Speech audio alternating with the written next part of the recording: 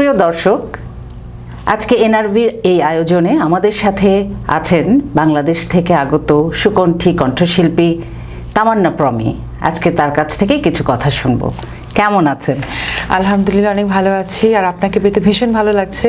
আমার খুবই ভালো লাগছে। And you look so gorgeous with black. Thank you so much. এবং আপনিও ভীষণ প্রিটি এবং ভীষণ সুন্দর করে কথা বলেন, যেটা আমাদের অফ স্ক্রিনে কথা হচ্ছিল।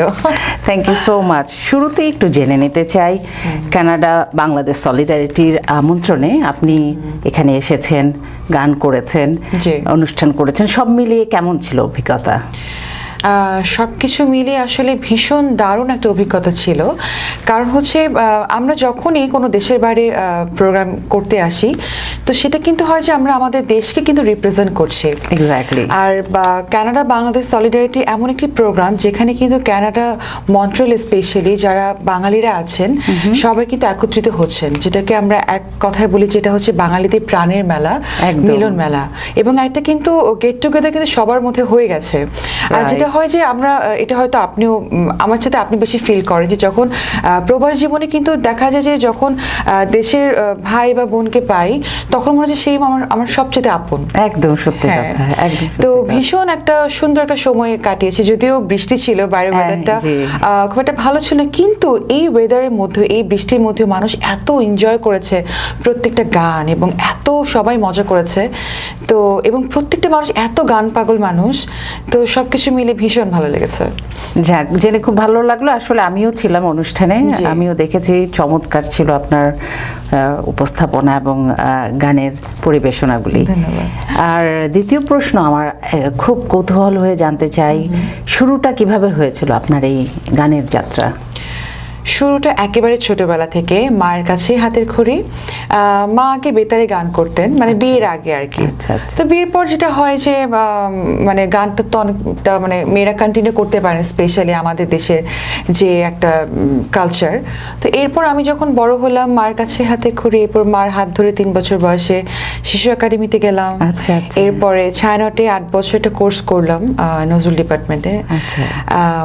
এরপরে একটা কম্পিটিশন ছিল 2009 মার্কস অলরাউন্ডার, একটা রিয়েলিটি শো। তো সেখানে সারা বাংলাদেশ থেকে আমি চ্যাম্পিয়ন হই। মূলত সেখান থেকে যদি বলেন যে প্রফেশনালি আমি কবে থেকে কাজ শুরু করি, সেখান থেকে শুরু। আর ছোটবেলায় যেটা হতো যে তখন ওই যে বিভিন্ন বাচ্চাদের কম্পিটিশনগুলো হতো, সেখানে নাচ গান আবৃত্তি পার্টিসিপেট করতাম, সেগুলো শেখা হয়েছে। ছোটবেলায় থিয়েটার করতাম। That's so nice. অনেক গুণে গুণান্বিত, এসে খেলে আর কি বেড়ে ওঠা।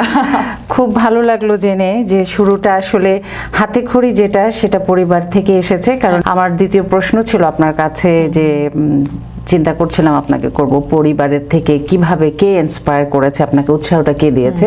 আর আপনি অলরেডি বলে দিয়েছেন মার কাছ থেকে পেয়েছেন। পাশাপাশি মায়ের পাশাপাশি আর কেউ ছিলেন আপনার সাথে গানের যাত্রায়? অবশ্যই। আসলে কি মানে পরিবার এমন একটা মাধ্যম আপু, যখন আপনি দেখবেন যে যে কোনো কাজ যখন আপনি পরিবারের কাছ থেকে অনুপ্রেরণা পাবেন বা উৎসাহ আপনাকে দিবে, তখন কিন্তু যে কোনো কাজই কিন্তু সেটা কঠিন হোক যেমনই হোক, সেটা কিন্তু খুব স্মুথলি আপনি সেটা করতে পারবেন। তো মার কাছে তো হাতের খড়ি, এর পাশাপাশি আমার বাবা ভীষণ আমাকে সাপোর্ট দিয়েছেন, এখনও দিচ্ছেন ছোটবেলা থেকে। আর আমার নানু বাড়ির সবাই, মানে আমার মামা খালারা, ওনারাও বেশ ভালো গান করতেন আর কি, এখনো গান করেন, হয়তো প্রফেশনালি করেন না, কিন্তু হয় না যে পরিবারে কোনো ফ্যামিলি কোনো প্রোগ্রামে দেখা যায় আমাদের গানের আসরে বসে যায়। তো নানুর বাড়ির কাছ থেকে একটা বড় একটা সাপোর্ট পাই সবসময়। বোঝাই যাচ্ছে যে আপনার নানুর বাড়ি, মায়ের ফ্যামিলির সকলেই আসলে কালচারাল মেন্টালিটির এবং সকলেই সাপোর্ট করছে আপনাকে এই পর্যন্ত। খুবই চমৎকার একটি বিষয় যে পরিবারের সাপোর্ট থাকলে আসলে অনেক দূর এগিয়ে যাওয়া যায়। খুব ভালো লাগলো, অসংখ্য ধন্যবাদ আপনার উত্তরের জন্য। আরেকটি ছোট্ট প্রশ্ন আছে যে কোন ধরনের গান গাইতে আপনি বেশি স্বাচ্ছন্দ্য বোধ করেন? কারণ আমি দেখেছি আপনার অনুষ্ঠানে যে আপনি বিভিন্ন ধরনের গান করছেন এবং সকলে খুব চমৎকারভাবে উৎফুল্লতায় অনুভব করছিল সেই গানের পরিবেশনা। তো প্রশ্ন আপনার কাছে, কোন ধরনের গান সবচেয়ে বেশি স্বাচ্ছন্দ্য বোধ করেন? আচ্ছা, মানে আমার শুরুটা তো ছিল নজরুল গীতি দিয়ে, তো যেটা হয় যে ছোটবেলায় যখন মানে আমরা গান শিখি তখন কিন্তু যে কোনো একটা জনার নিয়ে কিন্তু আমাদের শুরু হয়, কেউ রবীন্দ্রনাথের গান করছে, কেউ একদম। দেশের গান, কেউ আধুনিক গান। তারপর যখন আস্তে আস্তে কমার্শিয়ালের দিকে আর কি চলে এলাম বা যদি বলি প্রফেশনালি কাজ শুরু করলাম, তখন দেখা যায় যে মানে স্টেজে কিন্তু আমাদের সব রকম গানের একটা ডিমান্ড থাকে, সেটা ফোক বলেন বা একটু ফার্স্ট বিট একটু ডান্স নাম্বার বলেন, Right. আধুনিক গান বলেন, তো সব রকম গানই গাইতে হয়। যদি আপনি আমাকে যেটি বললেন যে পার্সোনালি আমি কি টাইপের গান গাইতে পছন্দ করি, আমার হচ্ছে একটু সফট মেলোডিয়াস গানগুলো আমার আচ্ছা, আচ্ছা। খুব পছন্দ, বা পুরোনো দিনের গানগুলো দেখা যায় আমি যখনই একা থাকি বা আনমনে থাকি এই গানগুলো গুনগুন করে গেয়ে উঠি। চমৎকার চমৎকার। আসলে পুরোনো দিনের গানের কথা যেহেতু বললেন, বলতেই হয় যে এগুলি অমর, সবসময় আমাদের মনে প্রাণে থাকবে, আর সুরগুলিও চমৎকারভাবে তৈরি হয়েছে। জি। পুরোনো দিনের গানের কথার সাথে আমার মনে হলো একটা জিনিস, এই প্রজন্মের আপনি যে শিল্পী, কেমন লাগছে পুরোনো দিনের গান করতে এবং নতুন দিনের গান, দুটো গান কিভাবে আপনি দেখছেন? পুরোনো দিনের গানগুলি বরাবরই আমরা জানি যে খুব সুন্দর এবং ভালো লাগে শুনতে, নতুন প্রজন্মের এখনকার গানগুলিও খুব সুন্দর। আর আপনি শিল্পী হিসেবে কিভাবে দেখছেন, কোনটা ভালো লাগে? ভীষণ সুন্দর একটি প্রশ্ন করেছেন আপু। আমরা অনেক লাকি যে এখন যে আমরা অনেক গান গাইছি বা কভার করছি, প্রত্যেকটি গানে কিন্তু কালজয়ী গান। দেখবেন যে এমন কিছু গান আছে আপনি যতই শুনবেন যতই গাইবেন আপনার কিন্তু মন ভরবে না, মানে আরো Right. শুনি, এবং প্রত্যেকটা গানের সাথে কিন্তু আমরা রিলেট করতে পারি আমাদের পার্সোনাল লাইফের অনেক রকম ইমোশনগুলো। আর অবশ্যই পুরোনো দিনের গানগুলো তো গাইছি, এবং যখন গাইছি তখন কিন্তু বিভিন্ন রকমের ব্যাপার কিন্তু আমরা শিখি। দেখা যায় পুরোনো দিন কিছু গান গাইলে কিন্তু আমাদের এক প্রকার রেয়াজও কিন্তু হয়ে যায়, অনেক কিছু শেখা যাচ্ছে। আর এখনকার সময় গানগুলো তো আমরা তো যেহেতু এই সময়ে এই প্রজন্মে আমরা কাজ করছি, যদি বলেন যে এখনকার সময় যে গানগুলো, এবং প্রত্যেকটা সময় কিন্তু ভালো খারাপ কিন্তু থেকেই যায়। যেমন এখন অনেকেই বলে যে আমরা যেমন এখন আগেরকার সময়ে গানগুলো খুব বেশি কভার করি, অনেকে বলে যে এখনকার গানগুলো কেন কিছুদিন পর পর হারিয়ে যাচ্ছে। আমি বলবো যে প্রত্যেকটা যুগেই ভালো খারাপ থাকে, এগুলোকে সামনে মানে এগুলোকে ক্যারি করে আমাদেরকে সামনে এগিয়ে যেতে হবে। একদম একদম সত্যি কথা। তবে অবশ্যই শিল্পীর আমি বলবো যে শিল্পীর কাজের মধ্যে শিল্পী সত্তা বেঁচে থাকে। ভালো ভালো কাজগুলি করছেন, আমি দেখেছি আপনার ইউটিউবের অনেক কাজ, খুব সুন্দর লেগেছে নতুন কাজগুলি, এবং পুরনো কাজগুলিকে এভাবে ধরে রাখবেন প্রত্যাশা থাকবে। আমার পরের প্রশ্ন আছে একটা, এই যে আপনি প্রবাসে এসেছেন, প্রোগ্রাম করছেন, এটাই কি আপনার প্রথম প্রোগ্রাম প্রবাসীর, নাকি আগেও এসেছেন? না, এটা আমার প্রথম না। এর আগে আলহামদুলিল্লাহ অনেকগুলো দেশে আমার সৌভাগ্য হয়েছে প্রোগ্রাম করার বা বাংলাদেশকে রিপ্রেজেন্ট করার। তো কানাডাতে যদি বলি যে এটা আমার সেকেন্ড টাইম। আচ্ছা। ফার্স্ট টাইম আমি এসেছিলাম 2019-এ, টরন্টোতে একটা প্রোগ্রাম ছিল। আচ্ছা, মন্ট্রিয়ালে প্রথম এসেছেন? হ্যাঁ, আর মন্ট্রিয়ালে এটা সেকেন্ড টাইম। আচ্ছা, second time. G. That's so nice. তো ওভারঅল প্রবাসী আপনি প্রায়শই আসছেন এখানে? হ্যাঁ, কানাডা, আমেরিকা, আর অন্য কোনো কোথাও কানাডা, গিয়েছেন? আমেরিকা, হ্যাঁ, লন্ডনে, আচ্ছা। মরক্কোতে গিয়েছি, তারপর ইন্ডিয়াতে প্রোগ্রাম করা হয়েছে। আলহামদুলিল্লাহ অনেকগুলো দেশে আমার সৌভাগ্য হয়েছে, যেটি বললাম যে কাজ করার। তবে যেটা আসলে না বলি না, বা যখনই আমি আমার দেশের বাইরে কোনো প্রোগ্রামে যাচ্ছি বাংলাদেশকে রিপ্রেজেন্ট করতে, তখন একটা ব্যাপারে সবসময় দেখি যে প্রবাসী বাঙালিরা যারা আছেন এত আমাদেরকে এত মানে আপন করে নিচ্ছেন। আমরা যখনই কোনো প্রোগ্রামে যাচ্ছি এত আমরা ভালোবাসা পাই, এত অ্যাপ্রিসিয়েশন পাই, তখন আসলে মনটা ভরে যায়।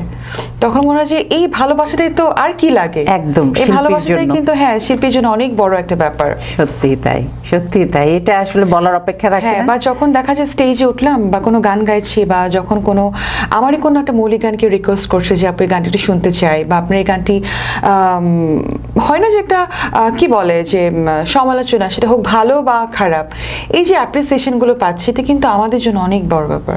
তাই, অবশ্যই এটা শিল্পীর জন্য অনেক বড় পাওয়া। হ্যাঁ, বড় পাওয়া। আপনি মৌলিক গানের কথা বললেন, সেজন্য একটা প্রশ্ন মাথায় আসলো। কতগুলি মৌলিক গান আছে আপনার এই পর্যন্ত, কতগুলি কাজ করেছেন মৌলিক গানের? আচ্ছা, তার আগে যেটা বলতে হয় যে আমি লাকি, কারণ এখন হচ্ছে আমাদের তো একটা ট্র্যাকের যুগ চলে এসেছে, যে কোনো একটা সিঙ্গেল ট্র্যাক হিসেবে একটা গান রিলিজ দেবার। তবে আমার সৌভাগ্য হয়েছে যে আমি কিন্তু সিডির সময়টাও পেয়েছি। Wow. আমার একটা প্রথম সলো অ্যালবাম বের হয় 2015 সালে, যেটি শিরোনাম ছিল প্রাপ্তি।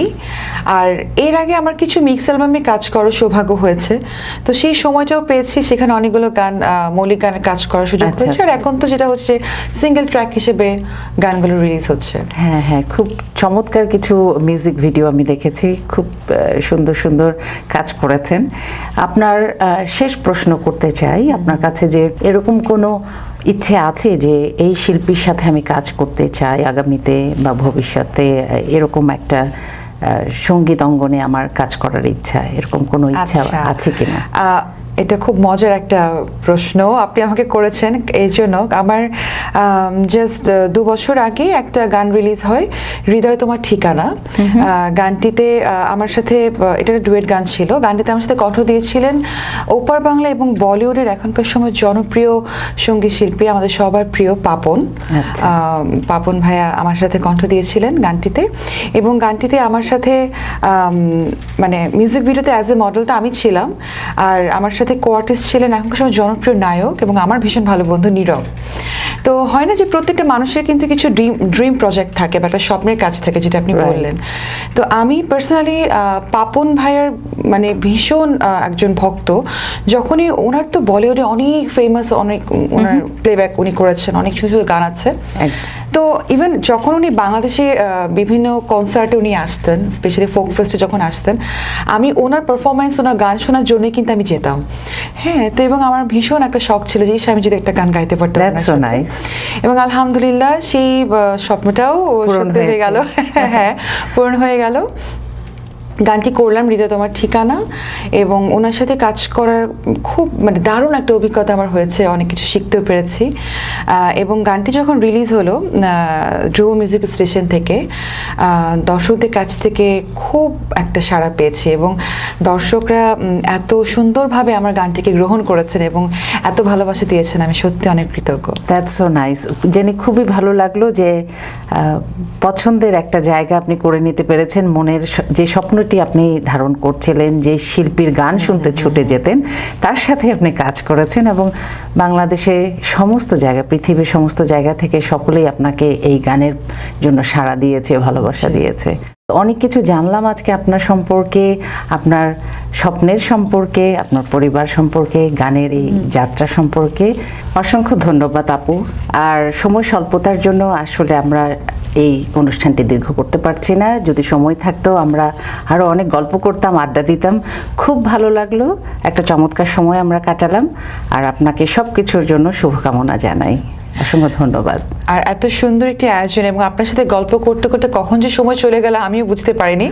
অনেক ধন্যবাদ আপনাকে এত সুন্দর একটি আয়োজনে আমাকে আমন্ত্রণ জানানোর জন্য। আর এনআরবি টিভিকে অনেক অনেক ধন্যবাদ। আর সবাই বাংলা গান শুনবেন, বাংলা গানের সাথে থাকবেন।